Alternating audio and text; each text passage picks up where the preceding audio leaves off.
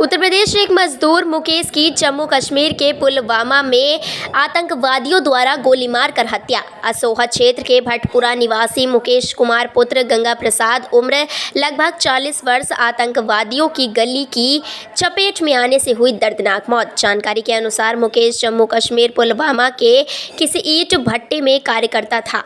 सोमवार के दिन घर खर्च के लिए बैंक में पैसा लगाकर भट्टे वापस जा रहा था कि रास्ते में गोलियां चलने लगीं और गोली लगने के कारण मुकेश की मौके पर मौत हो गई।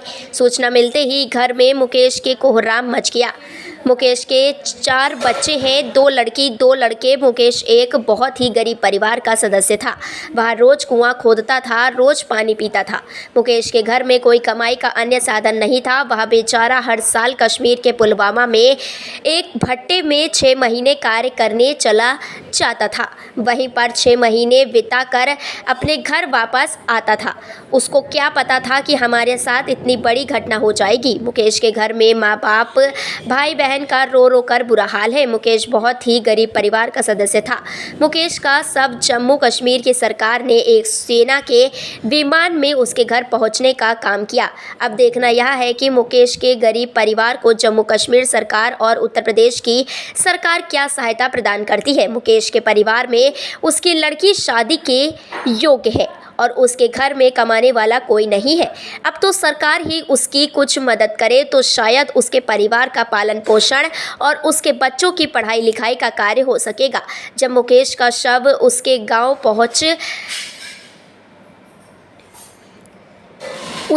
पहुंचा तो सारे गांव में कोहराम मच गया। सैकड़ों लोगों की उपस्थिति में शव एम्बुलेंस से बाहर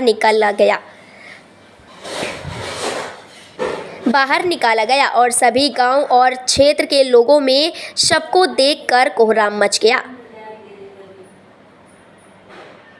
मुकेश की अंतिम विदाई के लिए उमड़ा जनसैलाब। सभी ने नम आंखों के साथ मुकेश को अंतिम विदाई दी। अंतिम विदाई के साथ भारतीय जनता पार्टी के विधायक अनिल सिंह भी मौजूद रहे। संवाददाता देवराज ने वहां पर जाकर मुकेश को अंतिम विदाई दी। मुकेश एक क्षेत्रीय आदमी के साथ कश्मीर के पुलवामा एक भट्टे में काम करने गया था। उसका नाम राजेश है। वह उसके साथ वहीं रहता था।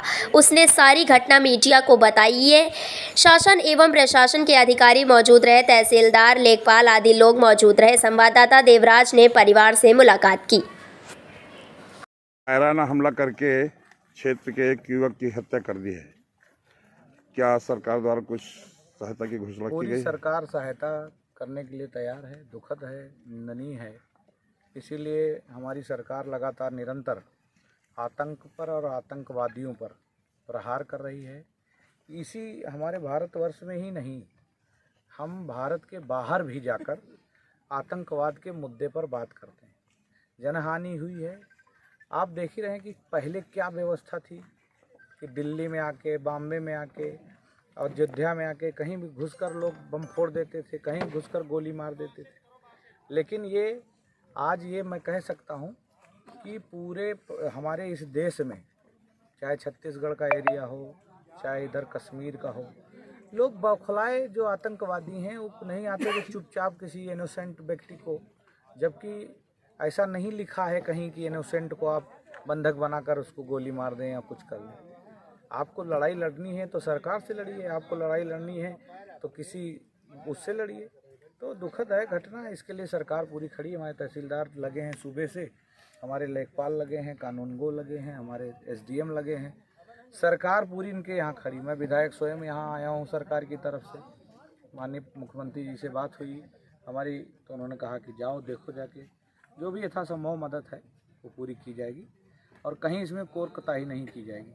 उनको भी ढेर किया गया जिन्होंने इन लोगों को मारा है। एक एसओ को भी मार दिया था, वहाँ का जो एक एसओ था उसको भी मारा है। तो ये मुझे लगता है कि सबको इस पर निंदा करनी चाहिए। इसमें कोई पार्टी, कोई जाति, कोई धर्म, इस पर टिप्पणी यही करनी चाहिए एक साथ एक सुर में। ये गलत है, गलत है, निंदनीय है, निंदनीय है। धन्यवाद।